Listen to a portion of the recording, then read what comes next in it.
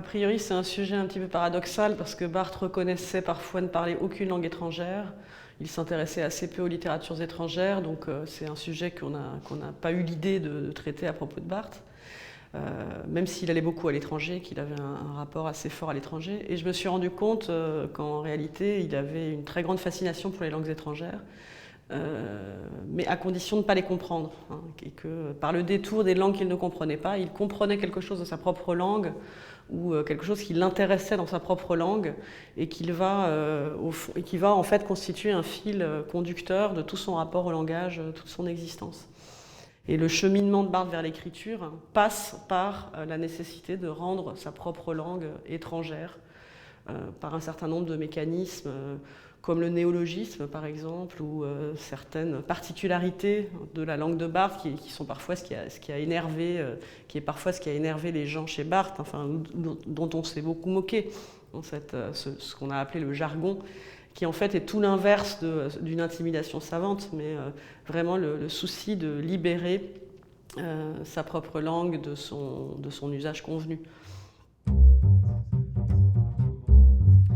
Il va y avoir deux expériences majeures. Une, c'est la découverte de Brecht en langue originale, puisque quand il découvre Brecht, c'est l'occasion de la venue d'une troupe de Brecht, le Berliner Ensemble à Paris, qui joue Muttercourage en allemand. Et c'est une langue qu'il connaît très peu. Enfin, il l'a un peu apprise au sanatorium, mais il la connaît peu. Et donc une part de la fascination qu'il va ressentir pour le théâtre de Brecht vient aussi du fait qu'il ne comprend pas tout. Et la deuxième expérience majeure, c'est au Japon. Il dit là que ça le libère complètement, le fait de ne pas comprendre les codes de cette culture et de cette langue. Alors il va quand même essayer d'apprendre un peu, hein, c'est-à-dire qu'il a un intérêt si fort pour cette culture qu'il va quand même apprendre un peu la langue japonaise, mais pas suffisamment pour qu'elle soit entièrement compréhensible et lisible, évidemment. Qu'elle conserve de toute façon une part de fascination. Et c'est le même vocabulaire d'ailleurs qui est employé dans les deux cas, hein, dans l'Empire des signes ou dans la découverte du théâtre de Brecht, c'est-à-dire c'est l'éblouissement. C'est que tout d'un coup il y a une fonction de révélation qui vient de cette mise à distance du sens par la langue étrangère. Au fond, ce qu'il cherche, comme je le disais tout à l'heure, c'est de se débarrasser de quelque chose qui vraiment lui fait violence dans la langue, c'est que la langue, elle est... c'est ce qu'il dira au Collège de France, hein. Il parlera du fascisme de la langue.